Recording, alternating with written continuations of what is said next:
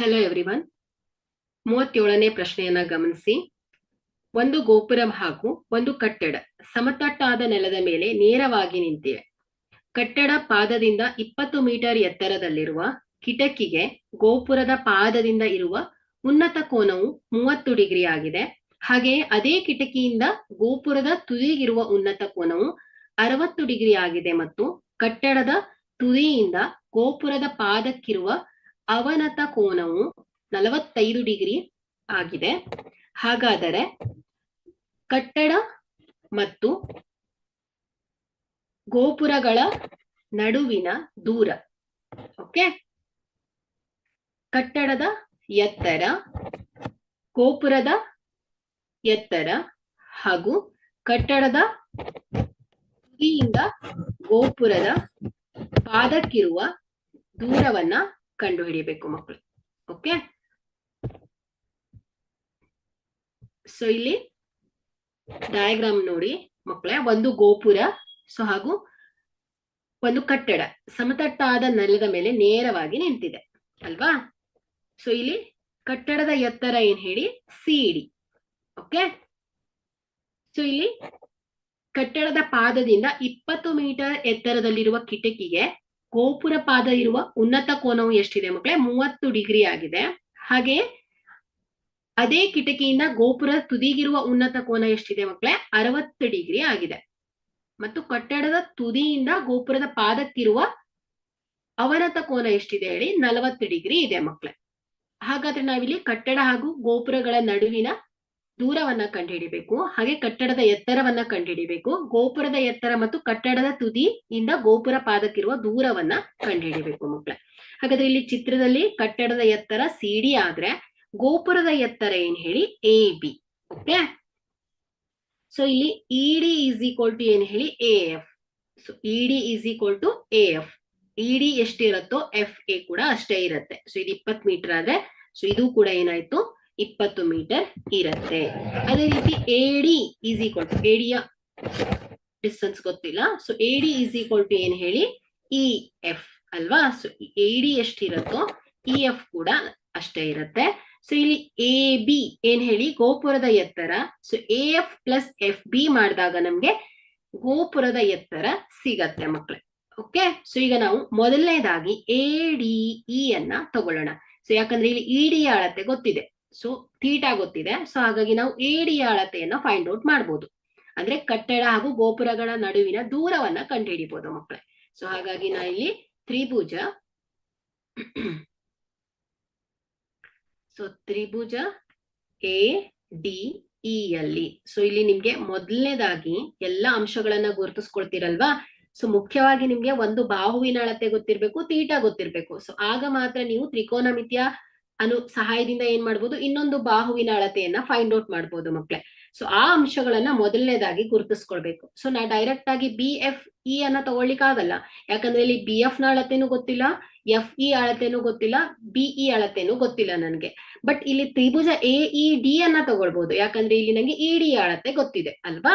So ಹಾಗಾಗಿ ಇಲ್ಲಿ ತ್ರಿಭುಜ ಎ ಡಿ ಇ ಅಲ್ಲಿ tan 30 degree is equal to ಏನ್ ಹೇಳಿ, ಇಡಿ ಅಭಿಮುಖ ಬಾಹು ಡಿವೈಡೆಡ್ ಬೈ ಏನ್ ಹೇಳಿ, ಎಡಿ ಪಾರ್ಶ್ವ ಬಾಹು ಅಲ್ವಾ. ಸೊ tan 30 ಡಿಗ್ರಿ ಏನ್ ಹೇಳಿ, 1/√3 ಈಸ್ ಈಕ್ವಲ್ ಟು ಇಡಿ ಎಷ್ಟಿದೆ, 20 ಮೀಟರ್ ಡಿವೈಡೆಡ್ ಬೈ ಎಡಿ. ಸೊ ಎಡಿ ಈಸ್ ಈಕ್ವಲ್ ಟು ಏನಾಯ್ತು ಹೇಳಿ, 20√3 ಮೀಟರ್ ಆಯ್ತು. ಸೊ ಅಂದ್ರೆ 20√3 ಮೀಟರ್ ಎಡಿ. ಎಡಿ ಏನ್ ಹೇಳಿ, ಕಟ್ಟಡ ಹಾಗೂ ಗೋಪುರಗಳ ನಡುವಿನ ದೂರ.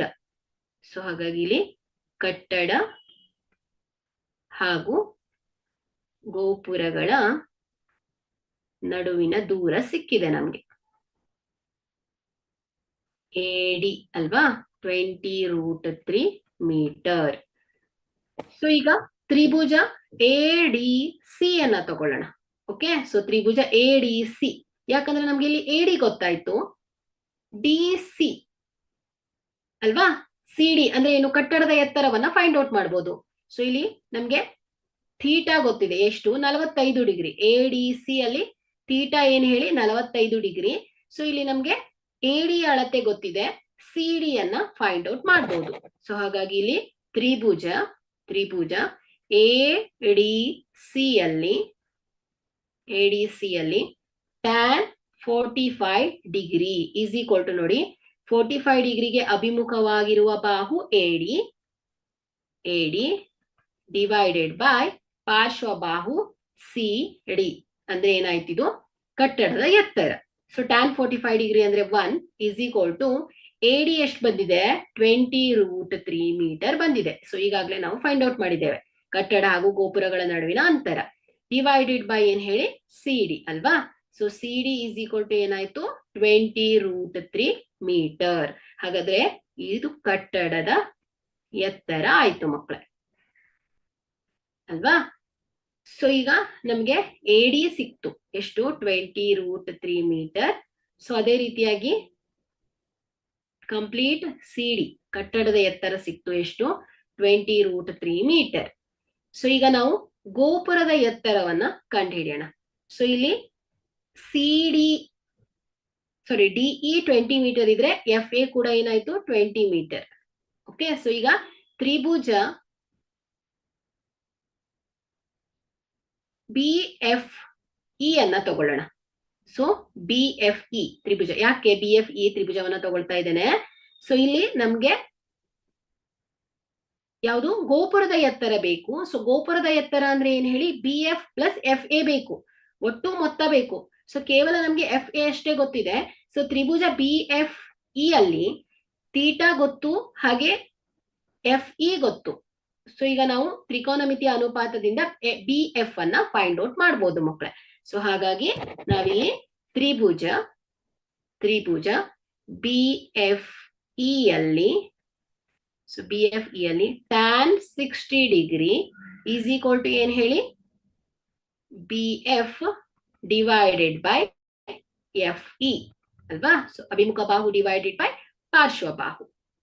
ಓಕೆ, ಸೊ ಇಲ್ಲಿ tan 60 ಡಿಗ್ರಿ ಏನ್ ಹೇಳಿ √3 is equal to BF divided by FE ಅಂದ್ರೆ ಏನ್ ಹೇಳಿ ಈಕ್ವಲ್ ಟು AD ಅಲ್ವಾ. ಸೊ AD ಎಷ್ಟಿರುತ್ತೋ FEನೂ ಅಷ್ಟೇ ಇರುತ್ತೆ. ಸೊ ಹಾಗಾಗಿ AD ಎಷ್ಟಿದೆ 20√3 ಮೀಟರ್ ಆದ್ರೆ FE ಕೂಡ ಏನಾಯ್ತು ಹೇಳಿ 20√3 metre. So BF is equal to ಏನಾಯ್ತು ಹೇಳಿ 20√3 into √3. So is equal to ಏನಾಯ್ತು ಹೇಳಿ 20 ಇಂಟು √3 ಅಂದ್ರೆ 3. ಸೊ ಈಸ್ ಈಕ್ವಲ್ ಟು ಏನಾಯ್ತು ಹೇಳಿ 60 ಮೀಟರ್. ಹಾಗಾದ್ರೆ ಇಲ್ಲಿ BF ಎಷ್ಟು ಬಂದಿದೆ 60 ಮೀಟರ್ ಬಂದಿದೆ. ಸೊ ಈಗ ನಾವು ಗೋಪುರದ ಎತ್ತರವನ್ನ ಹೇಳ್ಬೇಕು. ಸೊ ಗೋಪುರದ ಎತ್ತರ ಈಸ್ ಈಕ್ವಲ್ ಟು ಏನ್ ಹೇಳಿ AB ಅಲ್ವಾ ಗೋಪುರದ ಎತ್ತರ. So AB is equal to ಏನ್ ಹೇಳಿ BF ಪ್ಲಸ್ FA ಮಾಡಿದಾಗ ನಮ್ಗೆ ಗೋಪುರದ ಎತ್ತರ ಸಿಗತ್ತೆ. ಸೊ ಇಲ್ಲಿ BF ಎಷ್ಟು ಬಂದಿದೆ 60 metre plus ED equal to FA ಆಗಿರೋದ್ರಿಂದ FA ಎಷ್ಟು 20 metre. So plus 20 metre is equal to ಎಷ್ಟಾಯ್ತು ಹೇಳಿ 80 ಮೀಟರ್. ಹಾಗಾದ್ರೆ ಇಲ್ಲಿ ನಮ್ಗೆ ಗೋಪುರದ ಎತ್ತರ ಸಿಕ್ತು ಎಷ್ಟು 80 ಮೀಟರ್. ಸೊ ಈಗ ಮತ್ತಿನ್ನೇನನ್ನ ಕಂಡುಹಿಡಿಬೇಕು ನಾವು ಕಟ್ಟಡದ ತುದಿಯಿಂದ ಗೋಪುರದ ಪಾದಕ್ಕಿರುವ ದೂರವನ್ನ ಫೈಂಡ್ ಔಟ್ ಮಾಡ್ಬೇಕು ಅಲ್ವಾ. ಸೊ ಇಲ್ಲಿ ಕಟ್ಟಡದ ತುದಿಯಿಂದ ಗೋಪುರದ ಪಾದಕ್ಕಿರುವ ಅಂತರವನ್ನ ಕ್ಯಾಲ್ಕುಲೇಟ್ ಮಾಡಬೇಕು.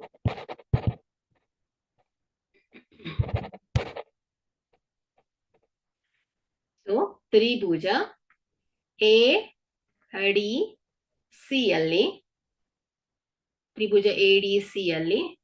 sin 45 ಡಿಗ್ರಿ, ಯಾಕಂದ್ರೆ ನಿಮ್ಗೆ AC ಬೇಕು. ಸೊ ಸೈನ್ ಆದ್ರೂ ಯೂಸ್ ಮಾಡಿ, ಕಾಸ್ ಆದ್ರೂ ಯೂಸ್ ಮಾಡಿ, ಯಾಕಂದ್ರೆ ಇಲ್ಲಿ ನಮ್ಗೆ CD ಅಳತೆನೂ ಗೊತ್ತಿದೆ, AD ಅಳತೆನೂ ಕೂಡ ಗೊತ್ತಿದೆ. ಸೊ ಹಾಗಾಗಿ ಸೈನ್ ಆದ್ರೂ ಯೂಸ್ ಮಾಡ್ಬೋದು, ನೀವು ಕಾಸ್ ಅನ್ನಾದ್ರೂ ಬಳಸ್ಬೋದು. ಸೊ ಇಲ್ಲಿ sin 45 degree is equal to ಏನ್ ಹೇಳಿ AD 45 ಡಿಗ್ರಿಗೆ ಅಭಿಮುಖ ಬಾಹುವನ್ನ ನೋಡ್ಬೇಕು. Okay, so AD divided by ವಿಕರಣ ಏನ್ ಹೇಳಿ AC. sin 45 ಅಂದ್ರೆ 1/√2 ಈಸ್ ಈಕ್ವಲ್ ಟು AD ಎಷ್ಟಿದೆ 20√3 divided by AC. So AC is equal to ಏನಾಗುತ್ತೆ ಇದು 20 into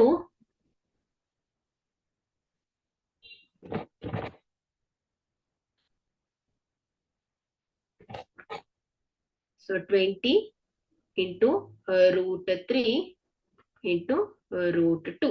so is equal to ಏನಾಯ್ತು 20 ಇಂಟು √6.